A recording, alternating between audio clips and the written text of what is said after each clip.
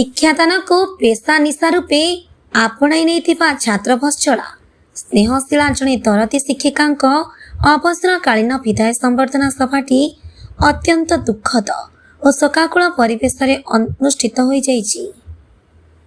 एपरि शिक्षक शिक्षिका अछंती जेमानंक पई गछलता माटी पानी पवन भी झुरंती आसीबा बेले जेमिति अपेक्षा करिथांती जीवा बेले भी सेमिति झुरी थांती।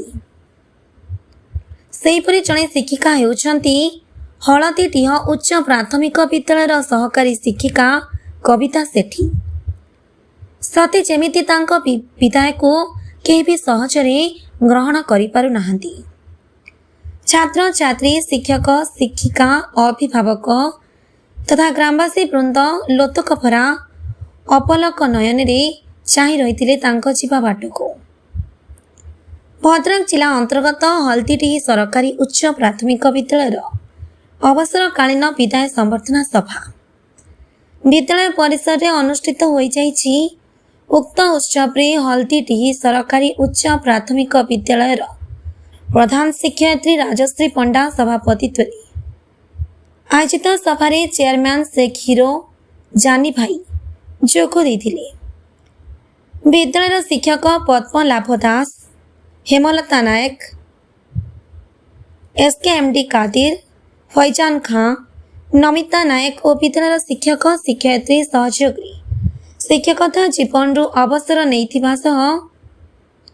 शिक्षयित्री कविता सेठी को मानपत्र उत्तरीय प्रदान करा संगे संगे सेमानंकर चाकरी जीवन रे अवसर संबर्धना देवा सहित मंगल कामना करा जायतिला।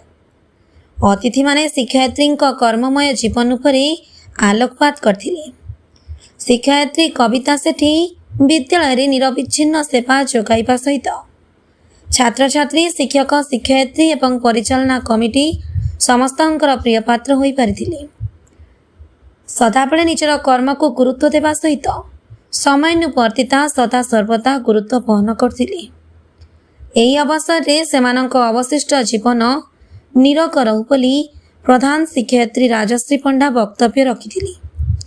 सहपाठी शिक्षक शिक्षयित्री तथा छात्र छात्री माने ठाकुरंक निकट रे प्रार्थना करथिले। आपनको परिचय मु ये सरकारी उच्च प्राथमिक हल्दीडीह स्कूल रे प्रधान शिक्षक अटे। आपनको स्कूल सहकारी शिक्षयित्री आज अवसर नौचंती से विषय रे शिक्षयित्री को कौन संवेदना जणाइबे? आज आमर जो दीदी अवसर नौचंती आमर नाम है कविता दीदी। कविता दीदी को बहुत भल पाए। से सब बेले स्कूल सब दायित्व मैंने नहीं जाता मो पर्यंत कौन आसी न था कम सी सब कथा को आगे निज मुंड को लेकिन समाधान कर तेणु मुझे भावुची जो आज से अवसर नौ काली क्या से